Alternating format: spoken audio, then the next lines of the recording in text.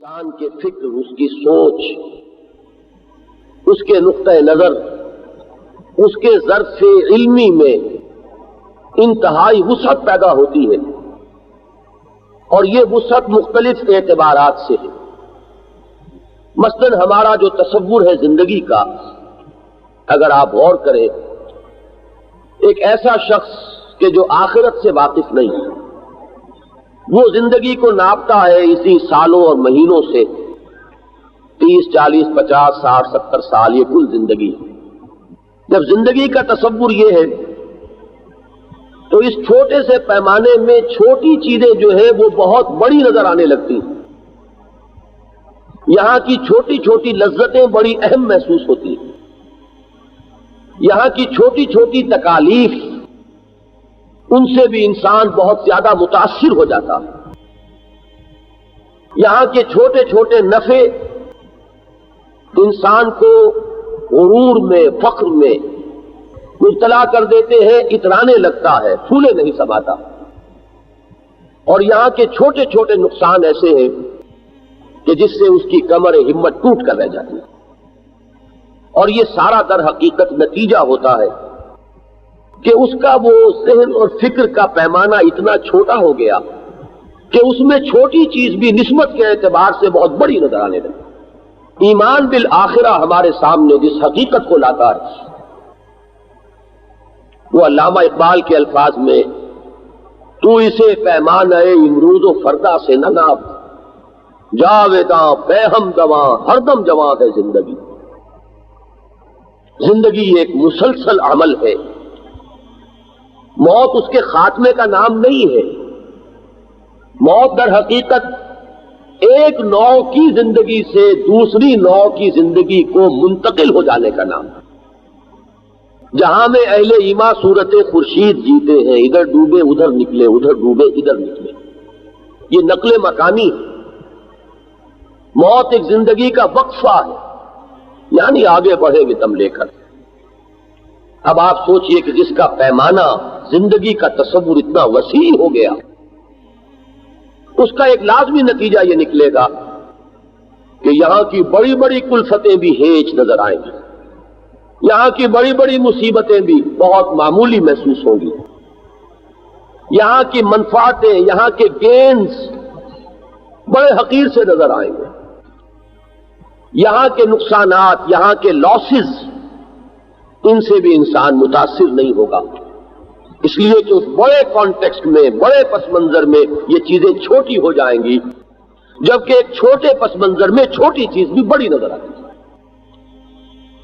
یہ ہے وہ چیز جس کا نتیجہ یہ نکلتا ہے کہ اس دنیا میں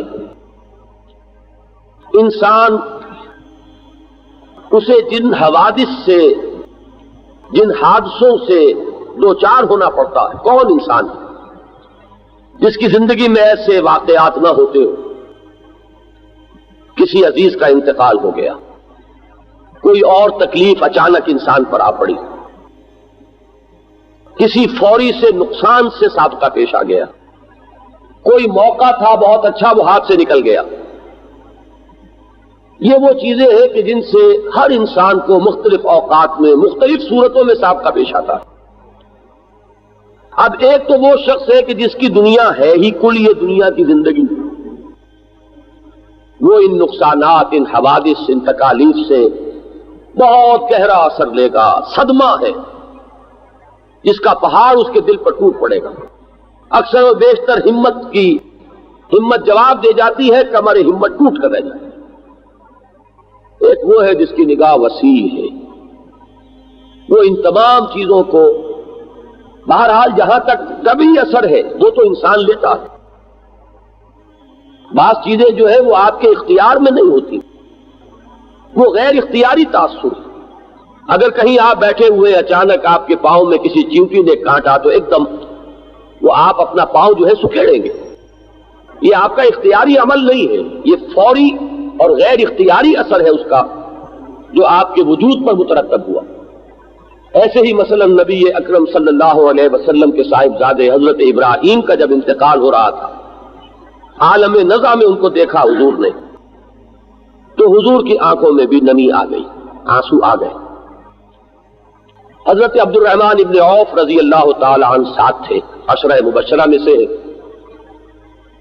انہوں نے حضور سے سوال کر لیا، حضور آپ اور یہ یعنی آپ کے مقام اور مرتبے سے تو یہ چیز کچھ مناسبت نہیں رکھتی۔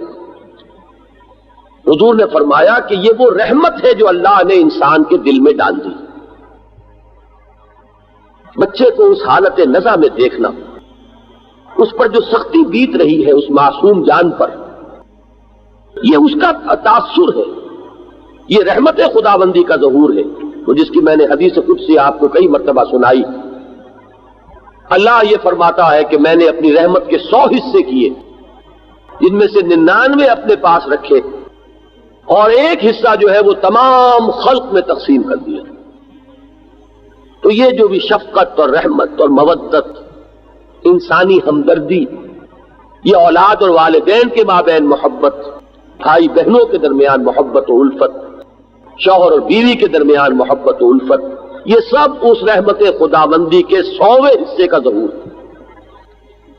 تو حضور نے فرمایا یہ تو وہ رحمت خداوندی ہے جو اللہ نے دل میں پیدا کر دی، لیکن ہماری زبان پر الفاظ وہی ہوں گے کہ جو اللہ جس پر راضی ہے ہماری رضا بھی اسی میں۔